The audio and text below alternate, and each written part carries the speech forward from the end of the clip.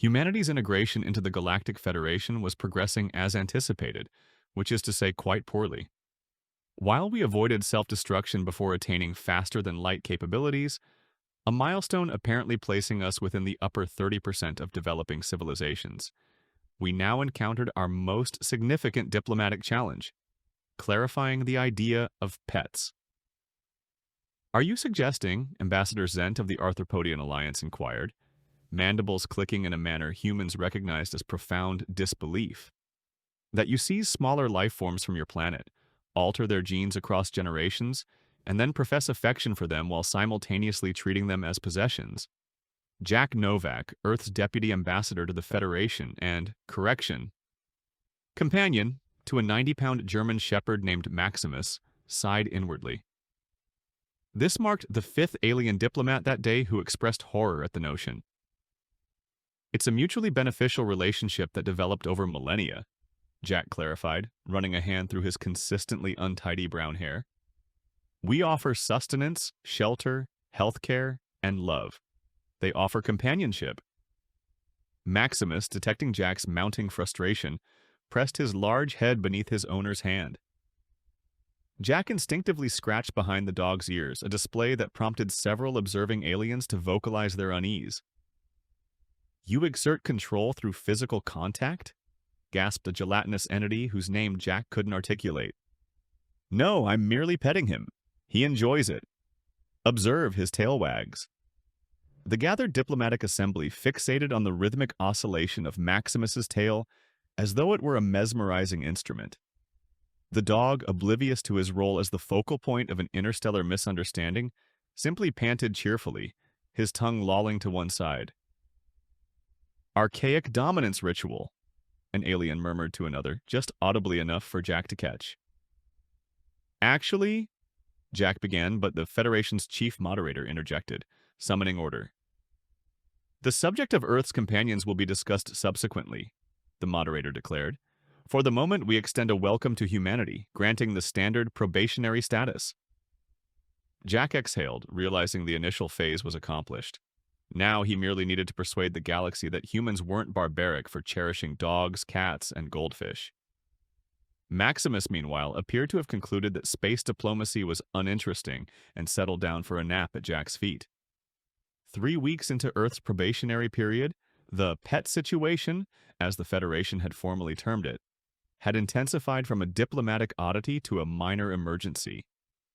A group of well-intentioned but severely misinformed aliens had established a liberation movement for Earth's enslaved sentience, and had sought to rescue a Pomeranian from its elderly owner at the newly inaugurated Earth Embassy.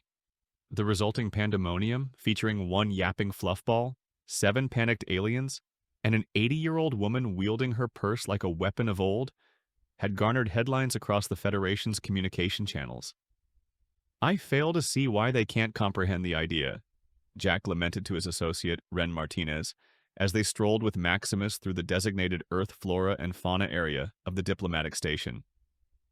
Humans have kept domesticated animals for over 15,000 years. Because to them, it resembles enslavement, Ren responded practically, adjusting her uniform collar. Or at the very least, treating an entire species as infantile. But Maximus isn't a slave. He's kin. As if grasping the discussion, Maximus barked once, his tail wagging vigorously. Convey that to Krelvor, Ren remarked, gesturing towards an approaching figure. Jack groaned inwardly. Krelvor was the recently appointed Federation Ethics Liaison, a role seemingly devised expressly to tackle the pet dilemma. The alien was tall and slender, with forearms and skin that altered hues in response to their emotions. Presently, Krelvor exhibited a spotted orange, the alien equivalent of condescending apprehension. Ambassador Novak, Krelvor greeted, all 4 hands clasped in what the Federation handbook characterized as respectful acknowledgement of a rudimentary culture. I perceive you are exercising your captive. Walking my dog, Jack amended, feigning a diplomatic grin. It's a routine activity we both relish. Krelvor's skin transitioned to a skeptical yellow. Indeed, and does the canine specimen value the confining tether you've affixed to its neck? The leash is for security, station protocols, Jack elucidated, for what seemed like the thousandth occasion. On Earth, Maximus has vast expanses to roam freely. Ah, your uncivilized planetary surface, how charming, Krelvor remarked, bending down, all four eyes blinking in disparate patterns as they scrutinized Maximus. Does it execute tricks for your amusement too? Jack silently counted to 10 before replying. He comprehends numerous commands that facilitate our communication. Maximus, sit. The German shepherd promptly sat, gazing upwards expectantly. Intriguing, Krelvor commented, their skin now a contemplative purple. And you reward compliance with what precisely? Positive reinforcement, treats, commendation, affection. So, food reliance and emotional manipulation. How morally intricate. Jack felt his diplomatic composure waning. Look, Krelvor, dogs and humans co-evolved. They selected us as much as we selected them. Their forebears were wolves that discovered benefits in dwelling near human settlements. Over generations, both species gained advantages. A captivating origin narrative, Ambassador. Krelvor's skin rippled dismissively. But surely, in your advanced epic, you can discern that sustaining these creatures in a perpetual state of dependence is problematic. Problematic? Jack spluttered. Have you witnessed his reaction when I grasp his leash? He becomes thrilled. He desires to go outside. He possesses options. Restricted options within the parameters you delineate, Krelvor countered. The semblance of liberty is not liberty, Ambassador. Before Jack could retort, his communication device chimed. He glanced at it and straightened. I've been summoned by the Federation Council. Evidently, they've reached a determination concerning the pet situation. Indeed they have, Krelvor affirmed, skin shifting to a self-satisfied teal. I believe you'll find their resolution most enlightened. As they departed, Wren murmured, Why do I sense we're not going to appreciate this? Jack patted Maximus's head. Because the cosmos possesses a perverse sense of humor, that's why. A peacekeeping endeavor to the Draxians? Jack stared at the Federation Council in astonishment. With all due respect, the Draxians have rebuffed diplomatic engagement with every species for the past century. The Grand Moderator's countenance remained stoic. That is precisely why we believe humans might prevail where others have faltered. Your species' adaptability and unorthodox methods may prove beneficial. And this bears no relation to our probationary standing or the pet issue? Jack inquired, raising an eyebrow. On the contrary, Krelvor interjected, seated among the council observers, it is entirely related. This mission will showcase whether humans can genuinely be cooperative contributors to the galactic community. Jack narrowed his eyes. And if we decline? Then Earth's application to the Federation would necessitate reconsideration, the Grand Moderator responded smoothly. Furthermore, the Council would be compelled to earnestly contemplate the Liberation Front's plea concerning Earth's companion animals. You're engaging in extortion, Jack stated bluntly. We favor the term motivating collaboration, Krelvor replied, skin rippling with mirth. And that was how, 3 days hence, Jack found himself aboard the diplomatic starship Harmonic Convergence *, bound for the Draxian home system, with Maximus by his side and a crew of wary aliens observing his every action. I remain perplexed as to why the canine is indispensable for this mission, grumbled Telzar, the ship's security chief. The reptilian alien's scales bristled whenever Maximus approached within 10 feet of him. It's an unnecessary encumbrance. The council was explicit, retorted Captain Lumi, a bioluminescent humanoid whose gentle radiance shifted from blue to green as she spoke. The human and his companion are to be evaluated as a single entity. Moreover, I find the creature fascinating. Lumi was the sole crew member who had exhibited any inclination to comprehend the human-dog bond. She had devoted hours to observing Jack and Maximus interact, posing insightful inquiries rather than passing judgment. Recount for me again this fetch ritual, she requested as they sat in the ship's communal area. It appears to serve no utilitarian function. Jack tossed a soft ball across the room, which Maximus eagerly retrieved. It's recreation. It sustains his activity, stimulates his intellect, and it's enjoyable for both of us. Enjoyable, Lumi echoed, as though testing an unfamiliar term. And the animal genuinely derives pleasure from this monotonous undertaking? Observe his body language, Jack proposed. The wagging tail, the attentive posture, the manner in which he returns the ball and deposits it at my feet, soliciting more. Lumi's glow intensified with comprehension. It's a mode of communication. Precisely, Jack exclaimed, gratified that someone finally grasped the concept. Telzar, who had been monitoring the interaction, emitted a dismissive sound. Elementary signaling between rudimentary species, it will be of no utility with the Draxians. Jack tossed the ball again. Do not be so certain. Occasionally, the most straightforward connections are the most profound. The ship's alert system chimed, and Captain Lumi's glow shifted to a concentrated white. We are nearing Draxian territory. All personnel to their stations. As they proceeded towards the bridge, Telzar muttered, The Draxians have spurned contact with the galaxy's most sophisticated civilizations. What induces the Council to believe they'll respond to a human and his pet? Jack scratched Maximus behind the ears.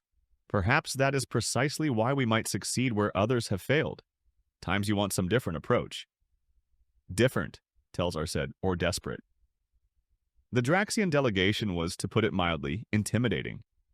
Standing nearly 8 feet tall, with exoskeletons that appeared metallic but were, in fact, biological, they moved with the precision of automatons but the unpredictability of predators. Their multifaceted eye stalks swiveled independently, absorbing every detail of the neutral meeting facility established on an uninhabited moon within their system. We recognize your arrival, declared the lead Draxian, its voice generated not by vocal cords but by specialized vibrating plates that produced an unsettling metallic resonance. Though we do not comprehend the Federation's rationale in dispatching such disparate specimens. Jack stepped forward. I am Deputy Ambassador Jack Novak of Earth. We are here too. We are aware of your purported reason for being here, the Draxian interrupted. To forge peaceful relations. All preceding endeavors have been ascertained to be preludes to exploitation. That is not our objective, Jack assured them. Your objectives are inconsequential. Only deeds matter. The Draxian's eye stalks suddenly all swiveled towards Maximus, who was sitting placidly at Jack's side. What is this creature's purpose? Before Jack could respond, Krelvor interjected. The canine is a subjugated Earth species that humans maintain as status symbols and emotional palliatives. Jack shot Krelvor a scathing glare. Maximus is my companion, my confidant. The Draxians conferred among themselves, generating rapid clicks and whirs. When they turned back, their posture had altered subtly. Jack couldn't decipher their alien body language, but something had shifted. You profess camaraderie with an inferior being, the lead Draxian stated, yet you regulate its movements and actions. It's not regulation, it's collaboration, Jack clarified, feeling as though he were back at square one with the Federation. We collaborate, reside together, recreate together. Demonstrate, the Draxian demanded. Jack glanced at Maximus, then back at the aliens. What precisely would you like me to demonstrate? Is this your professed cooperation? Show to us how you communicate to this creature without use of domination. Jack nodded and turned to Maximus. Maximus, shake. The dog extended his paw, which Jack gently clasped in his hand.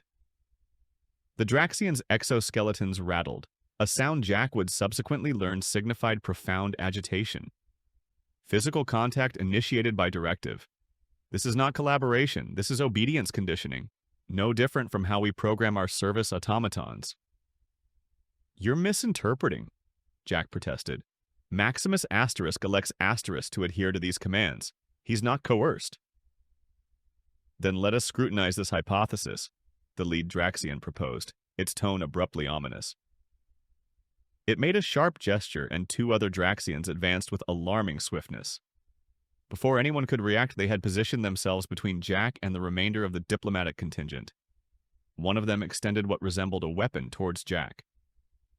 If the creature is genuinely bonded to you, the lead Draxian stated icily, let us observe its response when you are imperiled. This is preposterous, Captain Lumi protested, her glow flaring vibrant red with consternation. Telzar moved to intervene, but froze when another Draxian aimed a similar device at him. Meanwhile, Maximus had undergone a metamorphosis. The placid, amiable dog was gone. In his place stood a vigilant protector, hackles raised, eyes fixated on the Draxians menacing his human. A low, sustained growl emanated from his throat, a sound Jack had seldom heard Maximus utter. Captivating, the lead Draxian observed. The creature appears to be activating its defensive protocols. Those aren't protocols, Jack stated deliberately, maintaining a calm vocal tone despite the peril. That's allegiance. The ensuing moments unfolded with the chaotic inevitability of a landslide. Allegiance is a programmed reaction, the lead Draxian stated dismissively. We will now escalate the threat to gauge the extent of this programming. The Draxian with the weapon took a step towards Jack. Without forewarning, Maximus erupted into motion. 90 pounds of German Shepherd launched through the air with a ferocity that stunned everyone present. The dog's customarily amiable demeanor had vanished entirely, supplanted by the protective instinct of an ancestor that once confronted wolves and bears to safeguard its human pack. The Draxian, notwithstanding its superior size and exoskeleton, was caught off guard by both the velocity and directness of the onslaught. Maximus clamped his potent jaws around the alien's weapon arm, the pressure causing the device to clatter to the floor. Call off your attack organism, demanded the lead Draxian, as its comrade grappled with the unexpectedly formidable Earth predator.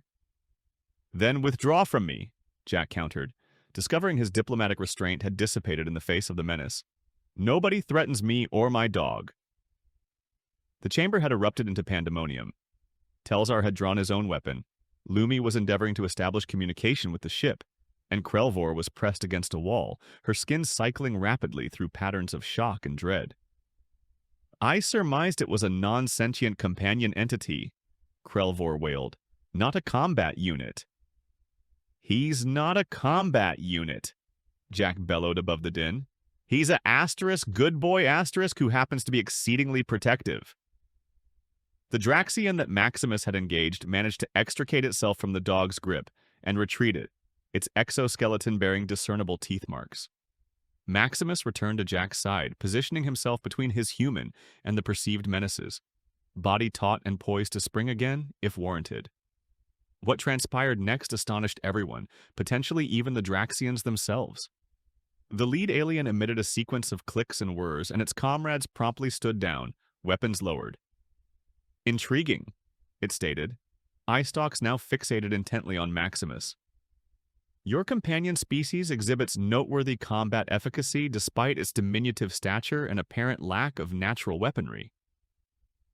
That's not the salient point, Jack began, but the Draxian continued. More significantly, it assaulted only when you were directly imperiled, displaying tactical restraint. It did not endeavor to slay, only to neutralize the immediate jeopardy. Jack blinked, struggling to comprehend the abrupt shift in tone. Yes, Maximus is protective, but he's trained not to employ excessive force. And you contend this conduct is not programmed, not the outcome of genetic alteration or neural implants? It's the consequence of millennia of coevolution, mutual trust, and bond formation, Jack elucidated cautiously, lowering his guard as he sensed the confrontation de-escalating. Humans and dogs have been collaborators since before we constructed metropolises. The Draxians conferred again, this time in more measured tones. When they turned back, the lead alien executed what appeared to be a formal gesture. We have misapprehended the rapport between your species. It is not one of master and serf, but of genuine symbiosis. This alters our evaluation. Jack felt diplomatic prospects suddenly unfolding. That's what I've been endeavoring to convey to the Federation for weeks. Humans and dogs selected each other? We are more effective collectively than in isolation. Indeed, the Draxian concurred. We observe that this Maximus combats not from apprehension of chastisement or programming, but from what you term allegiance, a notion we had dismissed as Federation propaganda. Allegiance is authentic, Jack affirmed, and it is reciprocal. I would safeguard Maximus just as resolutely as he safeguards me. The lead Draxian's eye stalks tilted in what might have been contemplation. Perhaps we have been excessively precipitous in our disavowal of Federation contact. If there exist relationships predicated on mutual advantage rather than exploitation, there may be merit in further discourse. So, allow me to clarify, the Grand Moderator stated, mandibles twitching in what Jack had discerned was an expression of profound incredulity. The Draxians, who have spurned all diplomatic overtures for a century, have consented to formal relations with the Federation owing to a *dog*?